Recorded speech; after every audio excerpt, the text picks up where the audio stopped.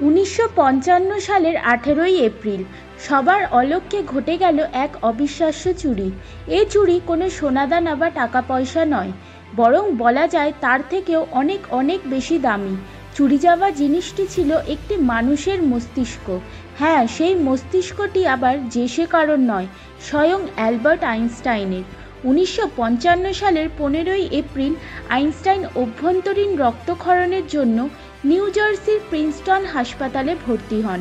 3 দিন পর তিনি মারা গেলে তার দেহ ময়নাতদন্তে পাঠানো হয়। উক্ত হাসপাতালের প্যাথোলজিস্ট টমাস হার্ভে কাউকে কিছু না বলে আইনস্টাইনের মাথা থেকে তার মস্তিষ্কটি বের করে নেন, এমনকি তার চোখ দুটিও তিনি তুলে নিজের কাছে রেখে দেন। তার উদ্দেশ্য ছিল এই অমূল্য মস্তিষ্কটিকে নিয়ে তিনি পরীক্ষা নিরীক্ষা করে আইনস্টাইনের অসীম জ্ঞান ও বুদ্ধির রহস্য খুঁজে বের করবেন।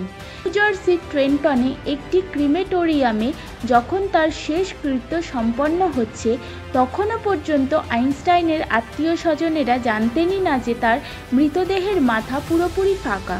মস্তিষ্কটির কয়েকটা ছবি তুলে একটি কাঁচের জারে একটি ফরম্যালিনে ডুবিয়ে নিজের কাছে রেখে দেন ডাক্তার হার্ভে। পরবর্তীকালে তিনি মস্তিষ্কটির 240টি খণ্ড করেন, তৈরি করেন স্লাইডও। মস্তিষ্কের বাকি অংশ সযত্নে সংরক্ষিত করে রাখেন নিজের কাছে। মৃত্যুর আগে আইনস্টাইন জার্মান ভাষায় হাসপাতালের কর্তব্যরত নার্সদের কিছু কথা বলেছিলেন, কিন্তু দুঃখের বিষয় নার্সরা কেউই জার্মান ভাষা জানতো না। ফলে মহান বিজ্ঞানীর শেষ কথাগুলো চিরকালের জন্য হারিয়ে যায়। মৃত্যুর পর কেন যে আইনস্টাইনের দেহ ময়নাতদন্তে গিয়েছিল এবং কার নির্দেশেই বা গিয়েছিল, সে তথ্য কিন্তু আজও অজানা। সেই সময়কার গুরুত্বপূর্ণ সরকারি নথিপত্র গায়েব হয়ে গিয়েছে। এমনকি ধরা পড়ার পর হার্ভে বিভিন্ন সময় বিভিন্ন রকমের কথা বলেছেন।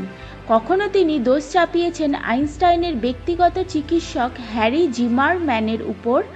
হার্ভে কিন্তু আইনস্টাইনের একেবারে অপরিচিত ছিলেন না। তিনি রক্ত ও অন্যান্য পরীক্ষা নিরীক্ষার জন্য মাঝে মধ্যেই আইনস্টাইনের বাড়িতে যেতেন। আইনস্টাইন চেয়েছিলেন মৃত্যুর পর তার দেহ গবেষণার কাজে লাগুক, কিন্তু তিনি তার জন্য কোনো আইনি ব্যবস্থা করে যেতে পারেননি।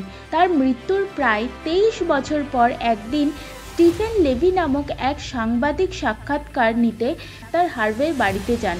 কথায় কথায় হার্ভে বলে ফেলেন আইনস্টাইনের মস্তিষ্কের কথা এবং এটাও বলে ফেলেন যে সেটি এখনও তার কাছে সযত্নে সংরক্ষিত। নিজের বাড়ির ল্যাবের কুলারে ফরম্যালিনে ডোবানো কাচের জারে আইনস্টাইনের মস্তিষ্কের ছোট ছোট ভাসমান টুকরো দেখে সাংবাদিকের তো চক্ষু চড়ক গাছ। পরদিনেই তিনি খবরটি কাগজে বার করে দেন।